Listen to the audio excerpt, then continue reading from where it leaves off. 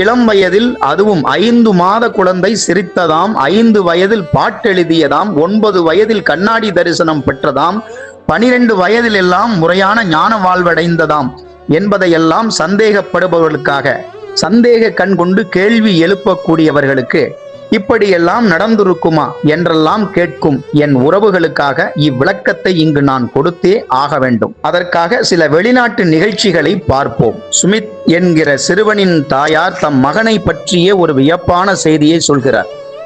சுமித்துக்கு அப்போது சுமார் 4 வயது இருக்கும். அவனிடம் ஒரு அபூர்வ சக்தி இருப்பதை கண்டேன். திடீரென்று ஒரு நாள் சுமித் ஒரு செய்தித்தாளை எடுத்தான். அதிலிருந்த ஒரு கதையை கிடுகிடுவென்று படிக்க ஆரம்பித்து விட்டான். சுமித் அதுவரை பள்ளிக்கூடம் போனதில்லை. எழுதுவதற்கோ படிப்பதற்கோ அவனுக்கு நான் ஒன்றும் சொல்லிக் கொடுக்கவும் இல்லை. ஆகையால் சுமித் செய்தித்தாளை படித்ததை பார்த்ததும் நான் பயந்தே போனேன் என்கிறார் சுமித்தின் தாயார். திருமதி ஷெல்லி பெர்டன் 38 வயது நிறைந்த தாய், லண்டன் நகரில் உள்ளவர். அவர் தம் மகன் மார்க் எனும் சிறுவனை பற்றி ஒரு வியப்பான செய்தியை சொல்கின்றார். மார்க்குக்கு இப்போது 8 வயது ஆகும். ஆனால் மார்க் 3 வயதிலேயே எழுதவும் படிக்கவும் கற்றுக்கொண்டு விட்டான். அவன் வயதுள்ள மற்ற பிள்ளைகளைப் போல் அவன் தோற்றத்தில் இருக்கிறானே ஒழிய அறிவிலும் ஆற்றலிலும் வயது முதிர்ந்தவர்களைப் போலவே செயல்படுகின்றான் என்று கூறுகின்றார். உலகம் வியக்கும் காட்சிகள் என்று ஒரு புத்தகம் சமீபத்தில் வெளிவந்துள்ளது. அதில் உள்ள ஒரு அபூர்வமான செய்தியை கேளுங்கள்.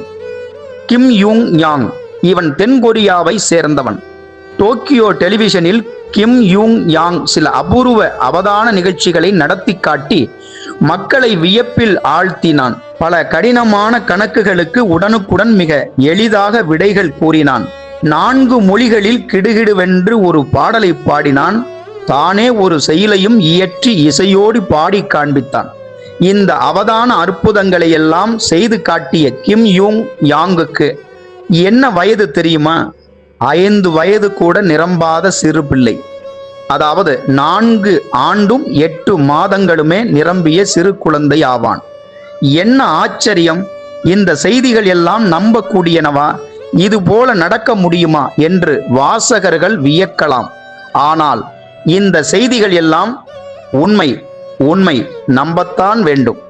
இந்த அதிசய செய்திகள் 1973 ஆண்டு செப்டம்பர் திங்கள் 2ஆம் நாள் சண்டே ஸ்டாண்டர்ட் ஞாயிறு மலரில் வெளியான கட்டுரையில் வெளியாகியிருக்கின்றன.